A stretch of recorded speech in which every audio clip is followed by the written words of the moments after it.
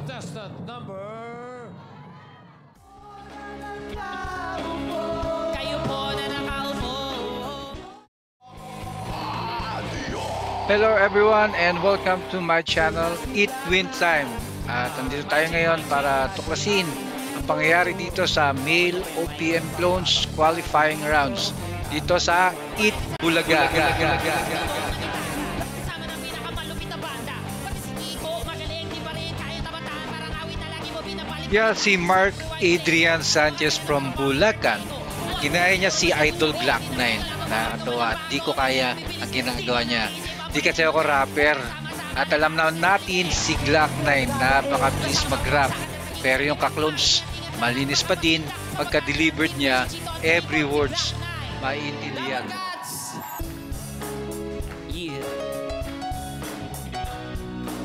Itong kanta na upuan ay isang magandang patama sa ating gobyerno.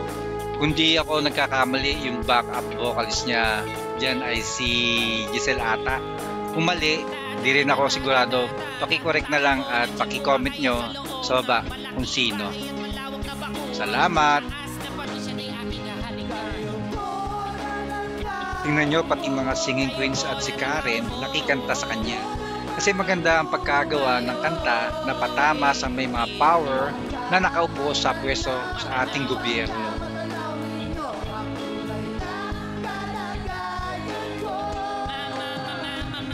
Paki-comment naman dyan kung anong naalala nyo sa panahong sikat na sikat yung kanta na yan. Ako, panahon na yan, tag-hirap ang mga tao, kaya sakto ang pagkagawa ni Glock 9 panggising sa gobyerno.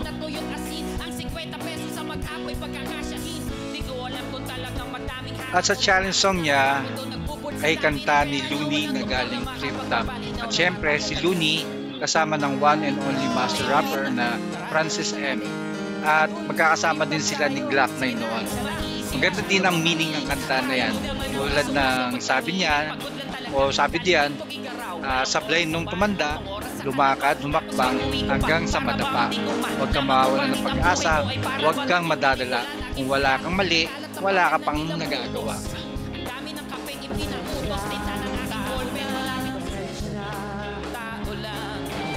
Ang bagsik ng pagkapasok at pagka-growl, di ba? Tapos paglabas, si Vice pala.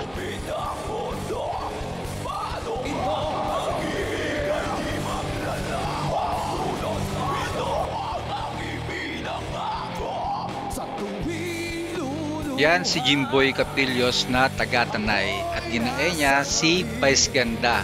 Isa sa mga favorite local band ko na Slapshot.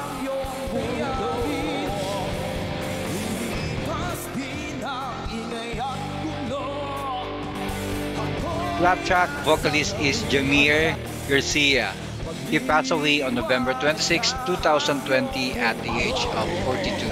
At lahat ng mga kanta niyan, malulupit gaya ng Greyhounds.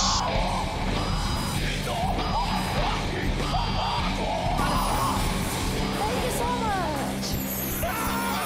Let's go down my cards.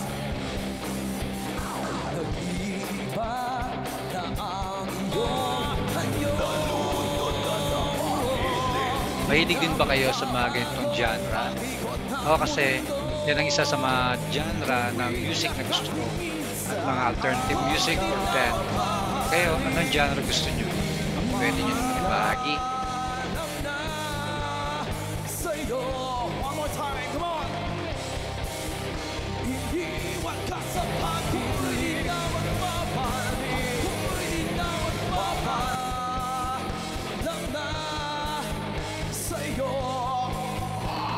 Gaya nga na sinabi ko kanina, favorite band ko ang Slapshot.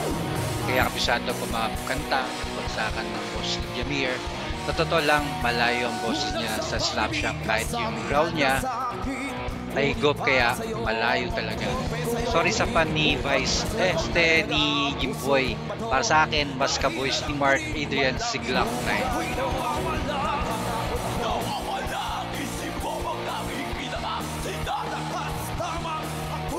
Pero kayo na bahala at malaki na kayo kung anong masasabi nyo. Paki-comment naman.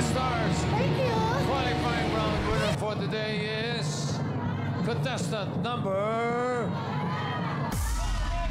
2, Jimboy Capella.